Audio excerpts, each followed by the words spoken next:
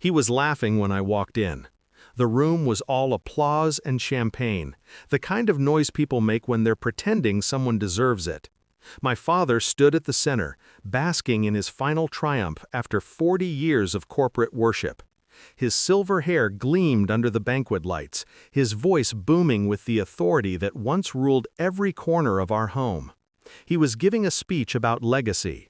I stood at the back, clutching the small black box. "And my sons," he said, smiling toward my brothers seated near the front, "Michael, the strategist, Aaron, the leader. I couldn't have asked for better men to carry my name forward." Laughter, toasts, applause. Then he looked at me. The smile didn't falter, but something cruel flickered in his eyes. "And then there's Daniel," he said, voice smooth as glass. "My creative one. The dreamer. Not all seeds take root, I suppose." The room broke into polite laughter. My brothers chuckled. My mother looked down at her glass. I felt nothing. Not anger, not humiliation, just the quiet click of something final inside me. When the clapping died, I walked forward.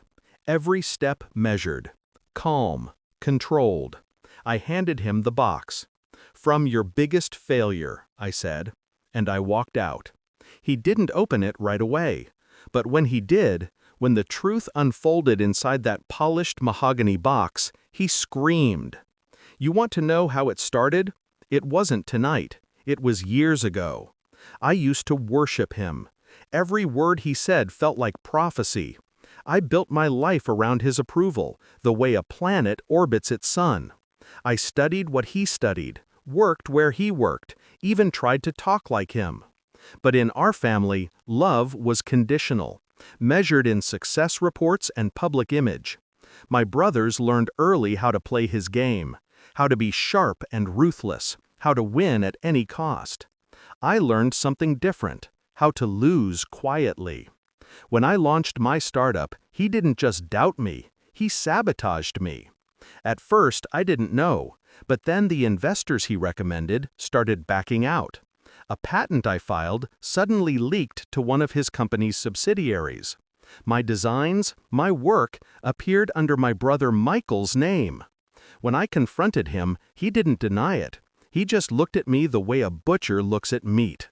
"This is the real world, Daniel. You weren't built for it."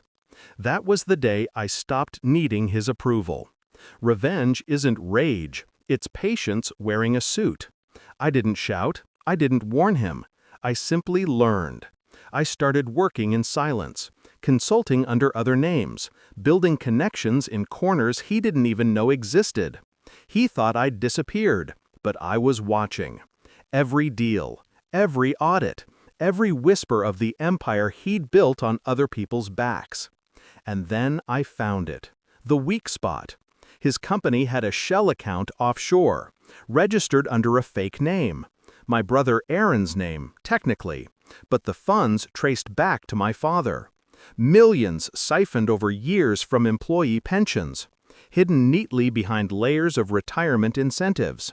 The files were encrypted.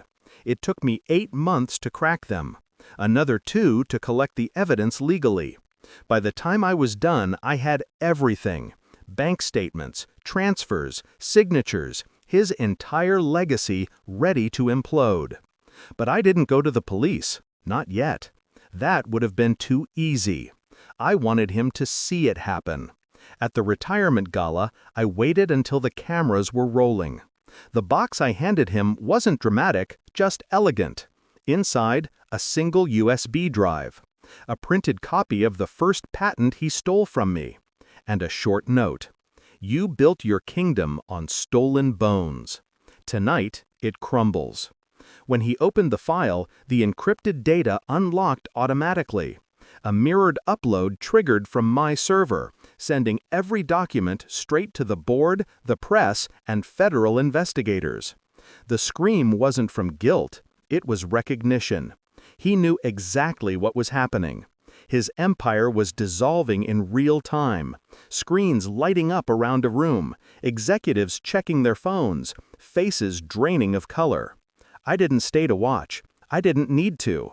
Outside, the cold air hit my face like absolution. By morning, the news broke. Corporate icon under investigation for massive pension fraud. His name was everywhere, dragged through the mud he'd made for others. My brothers scrambled to distance themselves. My mother fled the estate. And my father? Well, he retired for real this time. They say he sits alone now, in the lake house, surrounded by everything he can't sell. He still doesn't know how deep my reach went. He doesn't know the whistleblower's identity was anonymous, that the shell accounts were traced using the same encryption method I developed, the one he mocked as childish code. Maybe someday he'll figure it out. Maybe not. I don't need him to. They say revenge is hollow, that it doesn't heal you. Maybe they're right. But sometimes justice doesn't need to.